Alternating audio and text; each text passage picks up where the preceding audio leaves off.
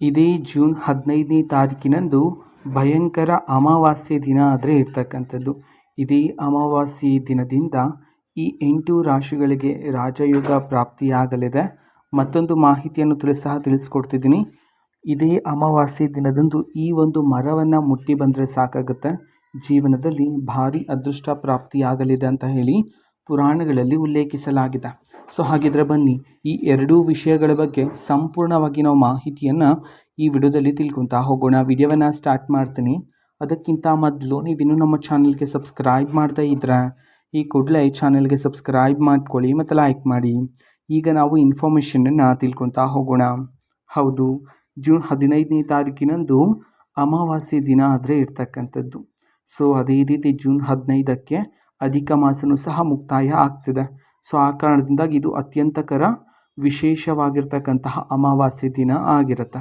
ಇದೇ ದಿನದಂದು ಮೊದಲಿಗೆ ಈ ಒಂದು ಮರವನ್ನು ಮುಟ್ಟಿ ಬಂದರೆ ನಿಮ್ಮ ಜೀವನದಲ್ಲಿ ಭಾರಿ ಅದೃಷ್ಟ ಪ್ರಾಪ್ತಿಯಾಗುತ್ತೆ ಅಂತ ಹೇಳಿ ಪುರಾಣಗಳಲ್ಲಿ ಉಲ್ಲೇಖಿಸಲಾಗಿದೆ.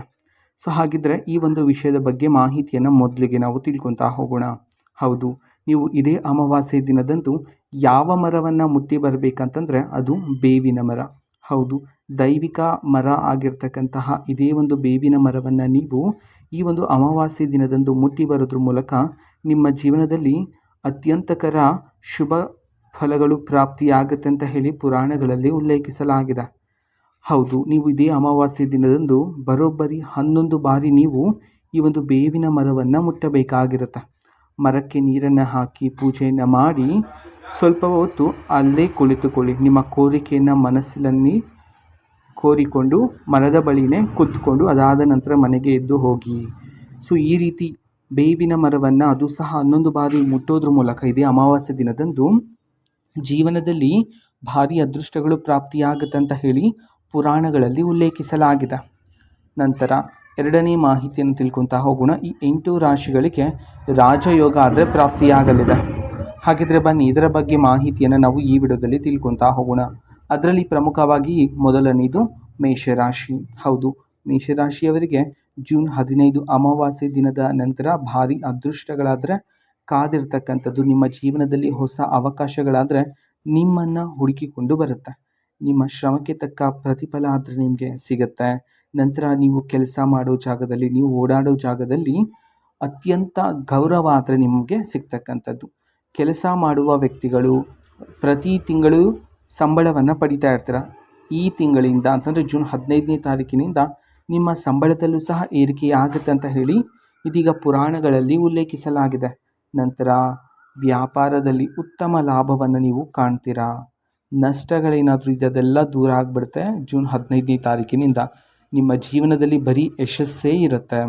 ಜೀವನದಲ್ಲಿ ಸಂತೋಷ, ಕುಟುಂಬದಲ್ಲಿ ಸಂತೋಷ, ಎಲ್ಲ ಕಲಹಗಳೆಲ್ಲ ದೂರ ಆಗುತ್ತೆ ಅಂತ ಹೇಳಿ ಪುರಾಣಗಳಲ್ಲಿ ಉಲ್ಲೇಖಿಸಲಾಗಿದೆ. ಶುಭ ಕಾರ್ಯಗಳನ್ನು ಮಾಡ್ತಕ್ಕಂತಹ ಯೋಗ ನಿಮ್ಮದಾಗುತ್ತೆ. ವಿವಾಹಕ್ಕೆ ಕಾಯ್ತಾ ಇರೋರು ವಿವಾಹಕ್ಕೆ ಉತ್ತಮ ಸಂಬಂಧ ಆದರೆ ಸಿಗುತ್ತೆ ನಿಮಗೆ. ಆಕಸ್ಮಿಕವಾಗಿ ಬೇರೆ ಬೇರೆ ದಾರಿಯಿಂದ ಧನಲಾಭ ಆದರೆ ಪ್ರಾಪ್ತಿಯಾಗತ್ತೆ. ನಿಮ್ಮ ಮನಸ್ಸಿನ ನೆಮ್ಮದಿ ಹೆಚ್ಚಾಗುತ್ತೆ. ಇದು ಮೇಷರಾಶಿಯವರಿಗೆ ಜೂನ್ 15ನೇ ತಾರೀಕಿನಿಂದ ನಡೀತಕ್ಕಂತಹ ಪವಾಡಗಳು. ನಿಮ್ಮ ರಾಜಯೋಗ ಶುರುವಾಗಿದೆ ಅಂತ ಹೇಳಿ ಅರ್ಥ. ನಂತರ ಮಿಥುನ ರಾಶಿ. ಹೌದು, ಮಿಥುನ ರಾಶಿಯವರಿಗೆ ಸಕಾರಾತ್ಮಕವಾಗಿ ಬದಲಾವಣೆಗಳಾದರೆ ಆಗುತ್ತೆ. ನಿಮ್ಮ ಜೀವನದಲ್ಲಿ ಅದೃಷ್ಟ ಪ್ರಾಪ್ತಿಯಾಗತ್ತೆ. ಆಗಲೇ ಹೇಳಿರೋ ರೀತಿ ಹೊಸ ಅವಕಾಶಗಳು ಸಹ ನಿಮ್ಮನ್ನು ಹುಡುಕಿಕೊಂಡು ಬರುತ್ತೆ.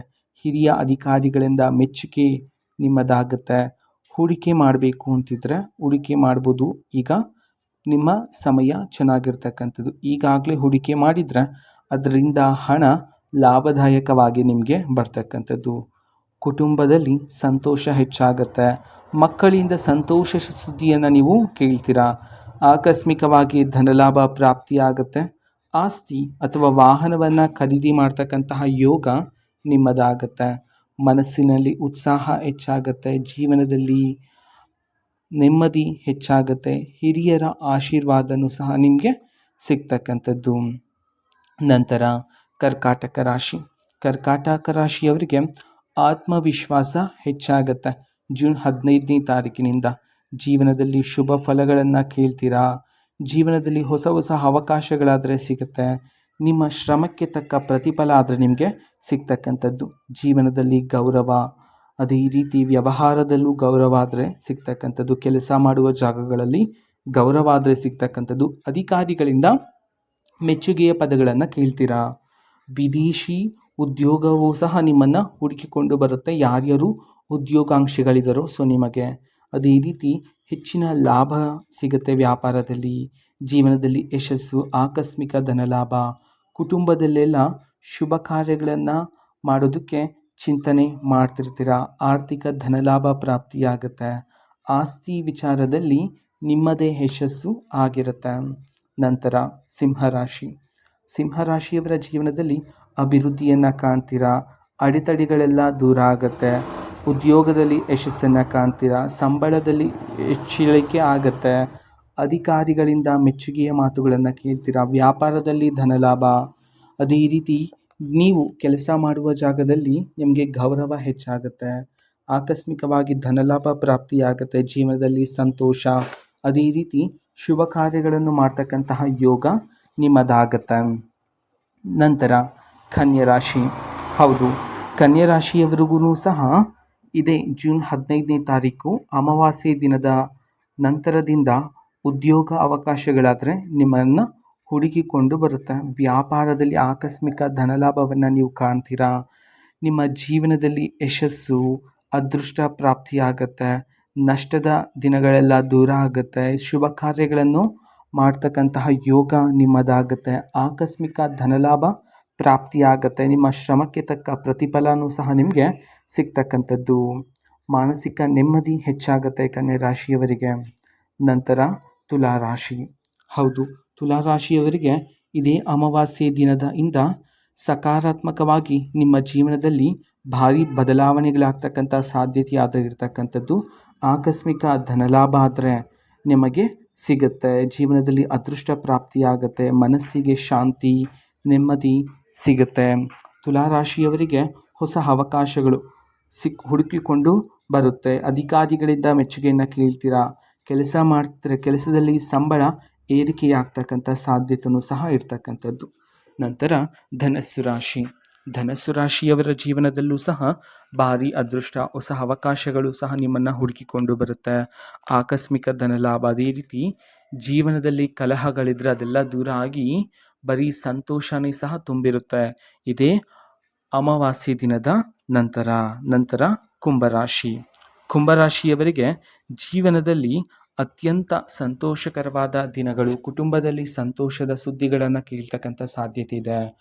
ಅದೃಷ್ಟದ ದಿನಗಳು ನಿಮ್ಮದಾಗುತ್ತೆ. ಹಿರಿಯ ಅಧಿಕಾರಿಗಳಿಂದ ಮೆಚ್ಚುಗೆಯನ್ನು ಕೇಳ್ತೀರಾ. ನಿಮ್ಮ ಜೀವನದಲ್ಲಿ ಅತ್ಯಂತ ಶುಭ ಕಾರ್ಯಗಳು ನಡೀತಕ್ಕಂತಹ ಸಾಧ್ಯತೆಗಳಾದರೆ ಇರ್ತಕ್ಕಂಥದ್ದು. ಕೆಲಸ ಮಾಡುವ ಜಾಗದಲ್ಲಿ ಗೌರವ ಸಿಗುತ್ತೆ. ಆಕಸ್ಮಿಕ ಧನಲಾಭ ಪ್ರಾಪ್ತಿಯಾಗುತ್ತೆ ಅಂತ ಹೇಳಿ ಪುರಾಣಗಳಲ್ಲಿ ಉಲ್ಲೇಖಿಸಲಾಗಿದೆ. ಈ 8 ರಾಶಿಗಳಿಗೆ ಇದೇ ಜೂನ್ 15ನೇ ತಾರೀಕಿನಿಂದ ನಿಮ್ಮ ಜೀವನದಲ್ಲಿ ಭಾರಿ ಬದಲಾವಣೆಯಾಗಿ ರಾಜಯೋಗ ಪ್ರಾಪ್ತಿಯಾಗುತ್ತೆ ಅಂತ ಹೇಳಿ ಪುರಾಣಗಳಲ್ಲಿ ಉಲ್ಲೇಖಿಸಲಾಗಿದೆ. ಈ 2 ಮಾಹಿತಿಗಳು ಇದೇ ಅಮಾವಾಸ್ಯೆ ದಿನದ ನಂತರ ನಿಮಗೆ ಅತ್ಯಂತಕರ ಅದೃಷ್ಟ ಹುಡುಕಿಕೊಂಡು ಬರುತ್ತೆ ಅಂತ ಹೇಳಿ ಪುರಾಣಗಳಲ್ಲಿ ಉಲ್ಲೇಖಿಸಲಾಗಿದೆ. ಇದು ಇವತ್ತಿನ ಒಂದು ವಿಡಿಯೋ. ಮಾಹಿತಿ ಇಷ್ಟ ಆಗಿದ್ದರೆ ನಿಮ್ಮ ಫ್ರೆಂಡ್ಸ್ ಆ್ಯಂಡ್ ಫ್ಯಾಮಿಲಿ ಮೆಂಬರ್ಸ್ಗೂ ಸಹ ವಿಡಿಯೋವನ್ನು ಶೇರ್ ಮಾಡಿ, ಜೊತೆಗೆ ಚಾನಲ್ಗೆ ಸಬ್ಸ್ಕ್ರೈಬ್ ಮಾಡಿಕೊಂಡು ಸಪೋರ್ಟ್ ಮಾಡಿ. Thank you. ಬಾಯ್.